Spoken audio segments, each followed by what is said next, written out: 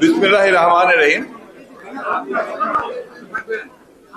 প্রিয় সাংবাদিক বন্ধুগণ, আমি অসুস্থ, আজকের এই অনুষ্ঠানটিতে আসা আমার দায়িত্ব মনে করে আমি এসেছি। এখনো আমার টেম্পারেচার আছে এবং অসুস্থ বোধ করছি, তাই আপনাদেরকে অনুরোধ করব, দয়া করে আপনারা কিছুক্ষণের জন্য, আমি বেশিক্ষণ না, 3-4 মিনিটের মধ্যে শেষ করবো আমার কথা, তাহলে আমি কিছু কথা বলতে পারবো। তা না হলে আমার পক্ষে কথা বলা সম্ভব হবে না।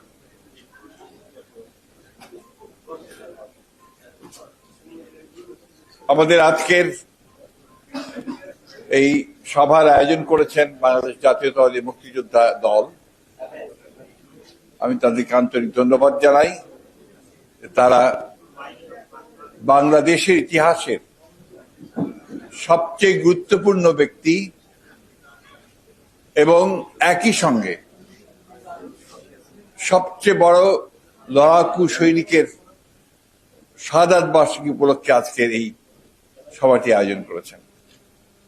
এই সভার সংগ্রামী সভাপতি আরেকজন মুক্তিযোদ্ধা আজকে আমাদের মাঝে উপস্থিত আছেন। বাংলাদেশের অত্যন্ত বরেণ্য ব্যক্তিবর্গ, বিশেষ করে সবাই অত্যন্ত সুবক্তা এবং আমাদের প্রিয় মুক্তিযোদ্ধা ভাইয়েরা, আসসালামু আলাইকুম। বোনেরাও আছেন দু একজন বোধহয়।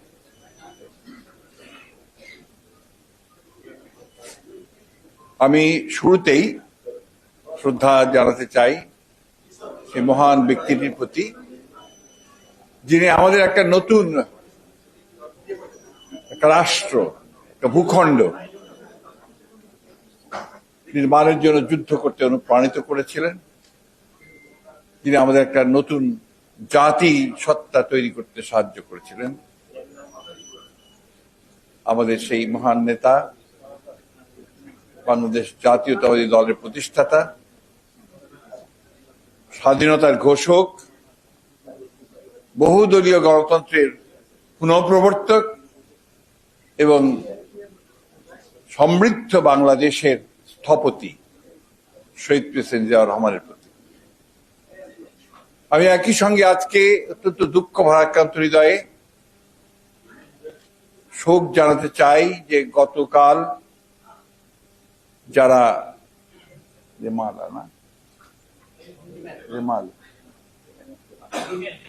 রিমেল যে ঘূর্ণিঝড়, সেই ঘূর্ণিঝড়ে প্রায় 16 জন নিহত হয়েছেন, অসংখ্য মানুষ আহত হয়েছেন এবং অসংখ্য বাড়িঘর ধ্বংস হয়েছে এবং ক্ষতি হয়েছে অপরিসীম। সেই নিহতদের প্রতি, আহতদের প্রতি এবং যারা ক্ষতিগ্রস্ত হয়েছেন তাদের প্রতি আমি সমবেদনা জানাচ্ছি এবং নিহতদের প্রতি শ্রদ্ধা জানাচ্ছি।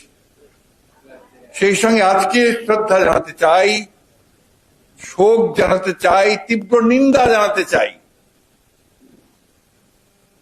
যে প্যালেস্টাইনের অধিকৃত গাজা ও রাফাতে যে নারকীয় গণহত্যা চলছে তার বিরুদ্ধে। গতকাল আরেকটি হামলায় প্রায় 200 মানুষকে একটা নিরাপদ ঘোষণা করা একটা এলাকাতে অন্যায়ভাবে বর্বরচিত হামলা চালিয়ে এই নিরস্ত্র মানুষগুলোকে হত্যা করা হয়েছে। তাদের প্রতি আমার শ্রদ্ধা জানাচ্ছি, শোক জানাচ্ছি আর ঘৃণা জানাচ্ছি সেই শক্তিকে যারা এই গণহত্যা ঘটিয়েছেন। প্রিয় সহকর্মীবৃন্দ, সহকর্মী বলছি এই জন্য যে আপনারা আমরা প্রায় একই সময় একই সঙ্গে আমরা সেই যুদ্ধে সংযুক্ত ছিলাম।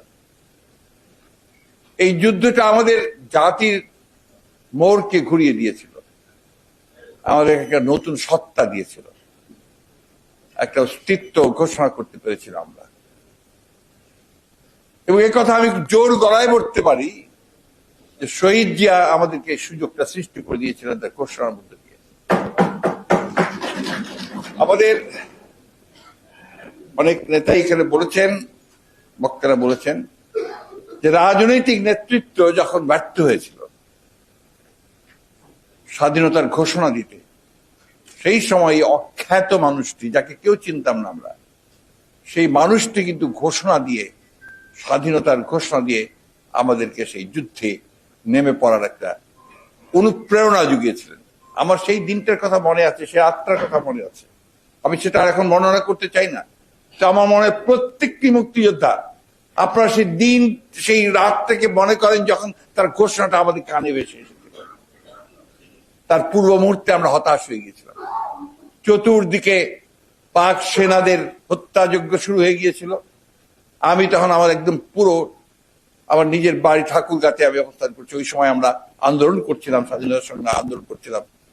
সেই সময় যখন কারফিউ হয়ে গেল, তৎকালীন পাকিস্তান রাইফেলসের সেনারা যখন সব নেমে পড়লো, চারদিক ঘিরে ফেললো, ইতিমধ্যে গুলি করে হত্যা করলো আমাদের সমস্ত যারা প্রতিবাদী ছিলাম তাদের মধ্যে থেকে 4-5 জন কাকে। সেই সময়, সেই রাত্রে আমরা যখন তার কণ্ঠটা শুনলাম যে আমি মেজর জিয়া বলছি, আমি রিভোল্ট করছি, আমি স্বাধীনতা ঘোষণা করছি, আমরা একটা মুহূর্ত ঘরের মধ্যে থাকতে পারিনি। আমরা ঝাঁপিয়ে বেরিয়ে এসেছিলাম। নতুন আশার সঞ্চার হয়েছিল আমাদের মধ্যে। আমরা স্বপ্ন দেখেছিলাম, শুধু নয়, আমরা সেই স্বপ্নকে বাস্তবায়িত করার জন্য আমাদের কাছে যা ছিল, বন্দুক, রাইফেল নিয়ে আমরা বেরিয়ে এসেছিলাম। এই মানুষটির প্রতি গভীর শ্রদ্ধা জানাচ্ছি এই জন্য যে তিনি সেদিন যে ব্যর্থতাকে সাফল্যের দিকে নিয়ে গিয়েছিলেন। আবার এই মানুষটি 1975 সালে রাজনৈতিক পট পরিবর্তনের পরে যখন সমস্ত মানুষ দিশেহারা হয়ে পড়েছিল, সামনের দিকে কিছু দেখতে পাচ্ছিল না, তখন আবার এই মানুষটির কণ্ঠে আমরা শুনলাম, আমি মেজর জেনারেল জিয়াউর রহমান বলছি। আমরা আবার নতুন করে স্বপ্ন দেখতে শুরু করেছি এবং তিনি এই অল্প সময়ের মধ্যে তার জীবনের রাষ্ট্র পরিচালনার দায়িত্ব পালন অল্প সময়ের মধ্যে কতগুলো মৌলিক কাজ করেছিলেন। একটি হচ্ছে এই জাতিকে তার আইডেন্টিটি দিতে সক্ষম হয়েছিলেন, পরিচিতি, এবং একটা বিভক্ত জাতিকে তিনি ঐক্যবদ্ধ করেছিলেন। তাই আমরা বাংলাদেশী, আমরা বিভক্ত নেই, আমরা ঐক্যবদ্ধ সমস্ত মানুষ, এবং আমরা সামনের দিকে নতুন করে স্বপ্ন দেখে দেশকে, এই জাতিকে আমরা গড়ে তুলব। তার আগেই আমাদের বিরুদ্ধে অভিযোগ এসেছিল তলাবিহীন ঝুড়ি, দুর্ভিক্ষের মধ্য দিয়ে আমাদের অসংখ্য মানুষ সেদিন না খিদে পেয়ে মারা গিয়েছিল। সেদিন বাসন্তী তার লজ্জা নিবারণ করবার জন্য একটু কাপড় পায়নি। সেই জাতিকে অল্প সময়ের মধ্যেই ঐক্যবদ্ধ করে তার অবস্থার পরিবর্তনের দিকে, নতুন স্বপ্ন দেখার দিকে ঝাঁপিয়ে নিয়ে পড়েছিলেন। আমি এখানেই জিয়াউর রহমানের সবচেয়ে বড় কৃতিত্ব দেখি যে একটা মৃতপ্রায় জাতিকে উপরে টেনে তুলেছিলেন, নতুন স্বপ্ন দেখিয়েছিলেন এবং সেই যুদ্ধে ঝাঁপিয়ে পড়বার জন্য আবার অনুপ্রাণিত করেছিলেন। জিয়াউর রহমান আমার কাছে শুধুমাত্র একজন নেতা নন, তিনি আমার কাছে একজন মহানায়ক, যে জাতিকে স্বপ্ন দেখান, পথ দেখান এবং সেই পথে যাওয়ার জন্য তাকে তৈরি করেন। অনেক ঘটনা, অনেক কিছু বলতে বহু সময় লাগবে। প্রতিটি পদক্ষেপ ছিল তার সুদূর প্রসারী। সবচেয়ে বড় গুণ যেটা ছিল যে সততার পরাকাষ্ঠ। এর চেয়ে বড় সৎ মানুষ আমরা আমাদের জীবদ্দশায় আমরা দেখিনি। ঠাট্টা করে, অনেক বিদ্রুপ করে বলতে চায় ছেঁড়া সুটকেস, ভাঙা সুটকেস। ভাঙা সুটকেসই ছিল তার, ছেঁড়া গেঞ্জি ছিল তার, আর কিছু ছিল না। যেটা ছিল সেটা হচ্ছে অকুত ভয়, সাহস, স্বপ্ন এবং তাকে বাস্তবায়িত করবার মতো মেধা। সেই দিয়েই তিনি এগিয়ে। আজকে যে এত বড়াই, এত লম্বা চড়া বক্তৃতা করে একজন, কিসের উপর দাঁড়িয়ে করে? একটা কি করেছিলেন আপনারা, সে কথা কি ভুলে গেছেন সবাই? আপনারা এই বাংলাদেশকে সেই অল্প সময়ের মধ্যে, এখানে জাসদ করেছেন অনেকে আছেন, তারা জানেন যে কি অত্যাচার, নির্যাতন, নির্মমতা তখন নেমে এসেছিল। আজকের এই বাহিনীদের মতো তখন একটা নতুন বাহিনী তৈরি করেছিলেন, রক্ষী বাহিনী। সেই রক্ষী বাহিনীকে দিয়ে আপনাদের যারা ভিন্নমত পোষণ করে তা আপনাদের সঙ্গে তাদেরকে হত্যা, খুন, জখম, এই যে গুম, তখনও গুম হয়েছিল। ছেলেকে দিয়ে, বাপকে দিয়ে ছেলের মাথা কাটিয়ে সেই মাথা দিয়ে ফুটবল খেলেছিল রক্ষী বাহিনীর সদস্যরা। কথা আমরা ভুলে যাইনি। আপনি যতই ভুলে দেওয়ার চেষ্টা করেন, আমরা এটা ভুলবো না, অন্তত মুক্তিযোদ্ধারা যারা বেঁচে আছে। বন্ধুগণ, সেই দিন প্রায় 30,000 তরুণ কিশোর যুবক যারা বিরোধিতা করছিল তাদেরকে সে হত্যা করা হয়েছিল।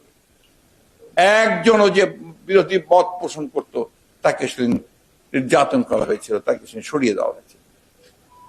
তাই আজকে যখন আপনারা নতুন নতুন কথা বলেন, মানুষকে বোকা বানানোর চেষ্টা করেন, মানুষ এত বোকা না, মানুষ সব বোঝে, জানে। আপনারা আবার ওই একই পদ্ধতিতে, একই উপায়ে একটা দলীয় শাসনকে ব্যক্তির শাসন চাপিয়ে দিচ্ছেন, সমস্ত নির্মমতা করে হাজার হাজার মানুষকে হত্যা করে, নির্যাতন করে, গুম করে দিয়ে। এটা মানুষ খুব ভালো করে বোঝে। আমি আজকে এখানে সবাই অত্যন্ত সুবক্তা ছিলেন, তারা আসলে বেসিক্যালি তারা অত্যন্ত ভালো বক্তা। আমি ভালো বক্তা নই, কিন্তু আমি এইটুকু বুঝি যে আমাকে যদি টিকে থাকতে হয়, আমার অস্তিত্ব যদি রক্ষা করতে হয়, আমাকে শহীদ জিয়াকে অনুসরণ করতে হবে।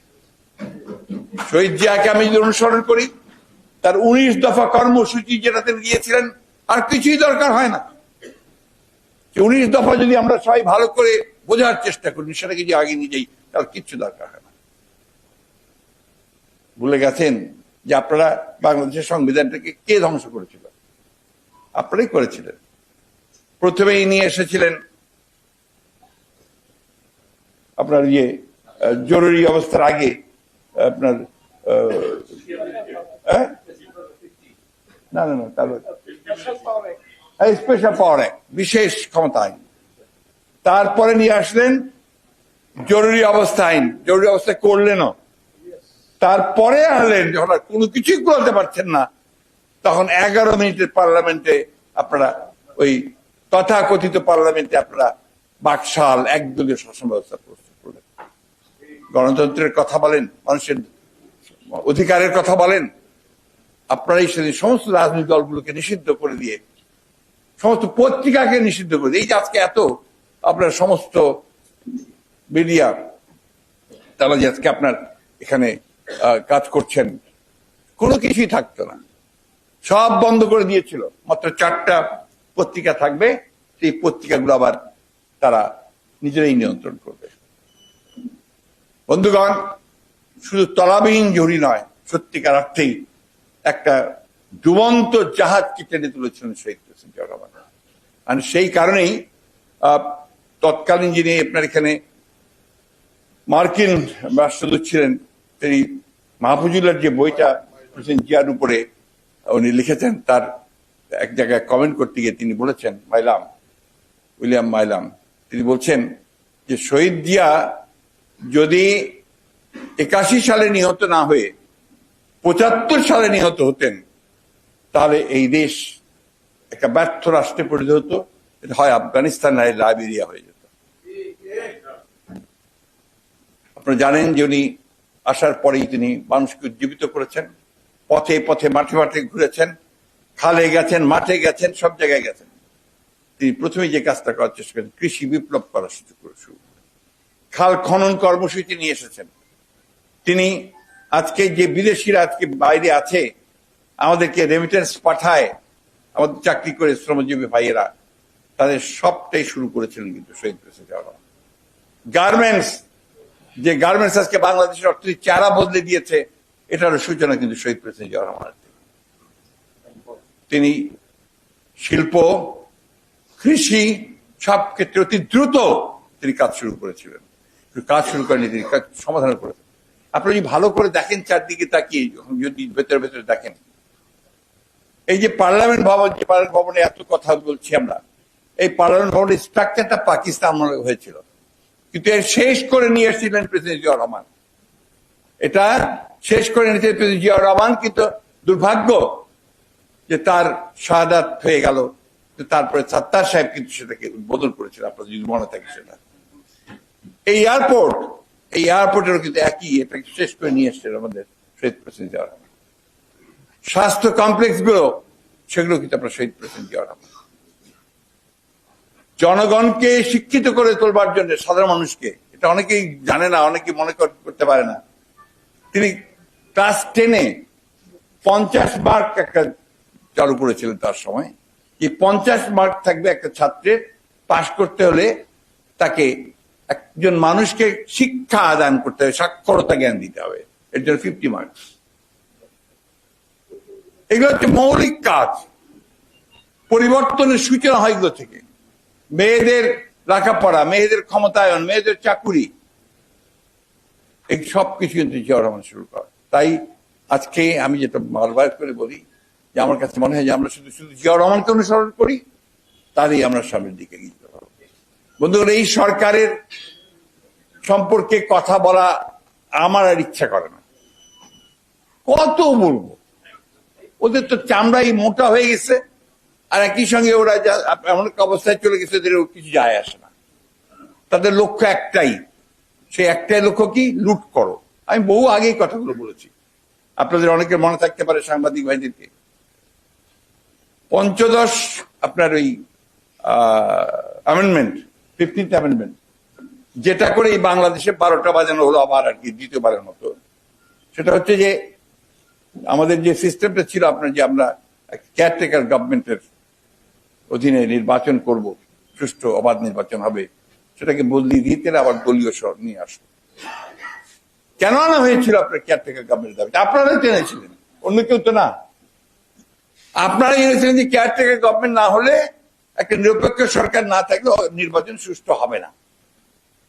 বেগম জিয়া, খালেদা জিয়া তো সমস্ত দাবি মেনে নিয়েছিলেন, এবং কত দূরদৃষ্টি সম্পন্ন ছিলেন যে তিনি সেটা মেনে নিয়ে এই দেশের মানুষকে তাদের যা প্রয়োজন সেটা দিয়েছিলেন, অর্থাৎ তাদেরকে ভোটের অধিকার তিনি তাকে নিশ্চিত করার চেষ্টা করেছিলেন, পার্লামেন্টে পাশ করে দিয়েছিলেন। আর তোমরা কি করলে? সেটাকে ধ্বংস করে দিলে। কেন? যে তোমরা ক্ষমতায় টিকে থাকার জন্য। আজকে সেই ক্ষমতাকে ভোগ করা এবং সেটাকে লুট করা, দেশটাকে, দেশের অর্থনীতিকে, এই একই কাজ তোমরা করে যাচ্ছ। আজকে যে আপনারা চিফ জাস্টিস, আপনার সেনাপ্রধান আজিজের কথা বলছেন, আজিজ কার সৃষ্টি? তাদের সৃষ্টি। আজিজের অবস্থান ছিল কোথায়? কোথা থেকে তাকে কোথায় টেনে তোলা হয়েছে? আজকে বেনাজির আহমেদ, আজকে এখন তার হাজার হাজার বেরোচ্ছে আপনার অপকর্ম, লুটের ইতিহাস। তো আগে ঠিকই বলেছেন বজলু ভাই, যে প্রথম প্রত্যেকটা আপনার করা উচিত, শুধু একটা দুইটা নয়, এরকম অসংখ্য ঘটনা। আজকে চতুর্দিকে তাকিয়ে দেখবেন তাদের দুর্নীতি ছাড়ার কিছু নেই। শুধু ঢাকাতে না, আপনারা যারা মফস্বল শহরে বাস করেন জানি না, অনেকে খবর রাখেন, সব জায়গায় একই অবস্থা। তাদের তথাকথিত দামি ইলেকশনে নির্বাচিত বা আপনার মধ্যরাতে নির্বাচিত সব তথাকথিত এমপি টেপি যা আছে, এরা এখন আকণ্ঠ নিমজ্জিত টাকার ভারে মারা পড়ার অবস্থা। কি এরা সব বিদেশে বাড়ি করে। এক ভূমি প্রতিমন্ত্রী যে ছিল আগে, তারই নাকি আপনার 365 বাড়ি লন্ডনে। সেখানে কি করবেন আপনারা? এই জন্যই বন্ধুগণ, বক্তব্য বাড়াবো না। আমরা তো বয়স হয়ে গেছে, যে সাহেব বলেছেন, আমরা কি এখন আর রাইফেল ধরতে পারবো? আমরা কি রাস্তায় দাঁড়িয়ে ওইভাবে মারামারি করতে পারবো? পারবো না। আমাদের দরকার ইয়াং জেনারেশন। এই যখন আমরা যুদ্ধে ছিলাম, আমরা সবাই তরুণ ছিলাম, যুবক ছিলাম, মাথার মধ্যে কিচ্ছু ছিল না যে দেশ স্বাধীন করতে হবে এটা ছাড়া। তারা অনলি গোল, কে কি হবে না হবে সমস্ত দল মত নির্বিশেষে এক হয়ে গিয়েছিল। আজকে কিন্তু সেই সময় এসে গেছে, তখন দেশ স্বাধীনতার জন্য আমরা লড়াই করেছিলাম, আর দেশ রক্ষা করার জন্য এখন এই লড়াই। এই দেশকে বাঁচাতে হবে, সেই লড়াই এখন। আর এই লড়াইয়ে যদি আমরা পরাজিত হই, আমরা নিশ্চিন্ন হয়ে যাব। একটা কথা আমি ফজলুল ভাইকে বলছিলাম, উনি আপনাদের সামনে বলেছেন যে রাজনীতি একটা বিজ্ঞান। বিষয়টার নামই হচ্ছে পলিটিক্যাল সায়েন্স, রাষ্ট্রবিজ্ঞান। এই রাষ্ট্রবিজ্ঞানের সবগুলো কাজ আমাদেরকে করতে হবে বিজ্ঞানসম্মত ভাবে। এই বিজ্ঞানসম্মত ভাবেই আজকে আমাদেরকে এগিয়ে যেতে হবে। এরা পচে গেছে, দুর্গন্ধযুক্ত হয়ে গেছে, একেবারে দুর্গন্ধযুক্ত। যতই মুখে কথা বলুক, যাই কথা বলুক, আসলে তো এদের কোন অস্তিত্ব নাই। তার প্রমাণ এক এক করে হচ্ছে আজকে সব জায়গায়। ওই যে আমি একটা গল্প বলি মাঝে মাঝে, একটা হালকা গল্প। সেটা হচ্ছে যে আপনার যে এক লোক জীবন যুদ্ধে পরাজিত, সে আপনার আত্মহত্যা করে বলে সিদ্ধান্ত নিয়ে নদীর পাড়ে, উঁচু নদীর পাড়ে গেছে, ওখান থেকে ঝাঁপ দিয়ে খরস্রোতা নদী সে মারা যাবে এটা ডিসাইড করছে, আত্মহত্যা করেছে। ছেলে বউ সবাই তার উপর বিরক্ত, সে কিছু করতে পারে না, আয় করতে পারে না, রোজগার করতে পারে না, খাওয়াতে পারে না। লাভ দিতে যাবে, ওই সময় আজরাইল থেকে টেনে ধরেছে, পিছন দিয়ে কলার টান করছে, যে কি করো তুমি? আমি তো মরতে চাই, আত্মহত্যা করতে চাই, কারণ আমি তো ব্যর্থ হয়ে গেছি। না, তোমার লাভ নাই তো, তুমি তো মরে গিয়ে মরতে পারবা না, তুমি মরবা, পানি খাবা, জাল দিবা, পানি খাবা, কিন্তু মরবা না, কারণ তোমার সময় এখনো হয় নাই। আল্লাহ তোমার সেই টাইম এখন লেখে নাই। আমি তো বেঁচে কি করবো? আমি তো আবার ফিরে গেলে আমাকে বাড়ি থেকে আবার সেই পরিবারের স্ত্রীর, পুত্র সন্তানদের গঞ্জনা সহ্য করতে হবে। তো হচ্ছে তুমি এক কাজ করো, আমি তোমাকে বুদ্ধি দিই, তুমি ফিরে গিয়ে ডাক্তার অমুক নাম একটা ওই লাগাই দাও, যেটা তুমি তোমার যা নাম। আমি ডাক্তারের কিছুই জানি না, আমি ডাক্তারি করবো। ও তুমি শুরু করো না, তুমি তো একটা জিনিস খেয়াল রাখবা, যে তোমাকে যখন ডাকতে আসবে রোগী, তখন যদি দেখো যে আমি তার পায়ের কাছে বসে আছি বা দাঁড়িয়ে আছি, তুমি ছাড়া আমাকে কেউ দেখতে পাবে না, তাহলে বুঝবো ওই রোগীকে তুমি যে ওষুধের দাও না কেন, ও বেঁচে উঠবে। আর যদি দেখো আমি মাথার কাছে আছি, তাহলে বুঝবো ওকে যে ওষুধই দাও, সে বাঁচবে না।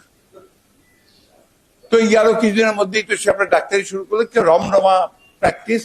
আরে ধন্বন্তরী ডাক্তার, যাকে বলে বাঁচবে সে বাঁচে, যাকে বলে মরে যাবে সে মরে যায়। সুতরাং তারপর কিছুদিনের মধ্যে বাড়ি টাড়ি গাড়ি সব হয়ে গেল। এই 4-5 বছর পরে যখন আপনার একদিন এই বাসায় প্র্যাকটিস সেই বাসায় ফিরে এসছে, আপনার বিছানাতে আপনার খুব আরাম করে শুয়েছে, মাছের মুড়ো ঘন্ট দিয়ে ভাত টাত খেয়ে পাঞ্চি বুঝে শুয়েছে। তারপরে তন্দ্রা আসছে, তন্দ্রার মধ্যে হঠাৎ দেখি যে মাথার কাছে আজরাইল। কেউ সালাম আলাইকুম দিতে যাবে, আমার মাথার কাছে বন করে ঘুরে পাটা দিয়ে দিয়েছে আজরাইলের দিকে। আবার যখন মুহূর্তের মধ্যে আবার দেখা যায় আবার মাথার কাছে, তো বন বন বন করে ঘুরতে শুরু করেছে। তখন আজরাইল বলছেন, তোমার এই বন বন করে ঘুরে আর কোনো লাভ নাই, তোমার সময় হয়ে গেছে। এর অবস্থা তাই, সময় হয়ে গেছে। ঘোরাঘুরি অনেক করেছেন, বহু করেছেন, এখন দয়া করে ঘোরাঘুরি বন্ধ করে সঠিকভাবে যেন আপনার দাফন টাফনটা ঠিক মতো হয়, আপনার আপনি যেন মানুষ আপনাকে মনে রাখতে পারে, সেইভাবে কিছু চিন্তা ভাবনা করে আপনারা সিদ্ধান্ত নেন। আমরা মনে করি যে এই দেশকে বাঁচাতে হলে আজকে নতুন চিন্তা ভাবনা নিয়ে এগোতে হবে, এবং সেই নতুন চিন্তা ভাবনার মধ্যে অবশ্যই আপনাকে এই দেশের মানুষ, পৃথিবী, ভূ রাজনীতি সবগুলোকে সঙ্গে নিয়ে আপনাকে সেই চিন্তাকে সুনির্দিষ্টভাবে নিয়ে যেতে হবে। এবং সেখানে সকল দেশপ্রেমিক মানুষ, সকল রাজনৈতিক শক্তি যারা দেশকে ভালোবাসেন, তাদের সকলের আজকে ঐক্যবদ্ধ হয়ে সেইভাবে এগিয়ে এসে এই দেশকে, এই জাতিকে এই ভয়াবহ দানবের হাত থেকে রক্ষা করা উচিত। প্রিয় বন্ধুগণ, আমি জানি আমাদের এখানে আপনার কথা বলাও বিপদ, এখানে চলাও বিপদ, এখানে আন্দোলন করাও বিপদ, সবই বিপদ। কিন্তু এই বিপদকে কাটিয়ে উঠেই আমাদেরকে কিন্তু সাহস করে রুখে দাঁড়াতে হবে, এবং আমাদের যেটা ন্যায্য যে দাবি, সে দাবিটা আদায় করতে হবে। অর্থাৎ আমরা তো অন্য কোনো কিছু চাই না, আমরা একটা নিরপেক্ষ নির্বাচন চাই, সেই নিরপেক্ষ নির্বাচনের ব্যবস্থা করতে হবে। তার জন্য আমরা অবশ্যই আমরা আন্দোলন আমাদের বহাল থাকবে, শুধু নয় তীব্র থেকে তীব্রতর হবে। এবং আমাদের নেতা, আমাদের ভারপ্রাপ্ত চেয়ারম্যান জনাব তারেক রহমান, যিনি বিদেশ থেকে আমাদেরকে নেতৃত্ব দিচ্ছেন, তার নেতৃত্বে আমরা এত দূর এসেছি। একটা কথা আপনারা সবাই বিশ্বাস করবেন, হচ্ছে দেখেন এত অত্যাচার, নির্যাতন, নিপীড়ন, মামলা, মোকদ্দমা, আমাদের লোকগুলোকে তো একটা কেউ টানতে পারে পেরেছে? ওই একটা দু একটা থাকে সবসময়, ও কিচ্ছু না, ওই একজনই, আর খুঁজে পাবেন না, তাই না? সুতরাং আমাদের হারাবার কিছু নেই। আর আমাদের নেত্রী দেশনেত্রী বেগম খালেদা জিয়া, যিনি আজকে পাঞ্জা লড়ছেন মৃত্যুর সঙ্গে, কিন্তু আপোষ করেননি, মাথা নত করেন নাই দেশনেত্রী বেগম খালেদা জিয়া। আর একজন বীর মুক্তিযোদ্ধা, আমি তো বলি প্রথম নারী মুক্তিযোদ্ধা, আমাদের প্রধান দায়িত্ব হবে তাকে মুক্ত করা, দেশকে মুক্ত করা, দেশ মাতৃকাকে মুক্ত করা। আসুন আমরা সে লক্ষ্যে এগিয়ে যাই। ধন্যবাদ সকলকে। আসসালামু আলাইকুম।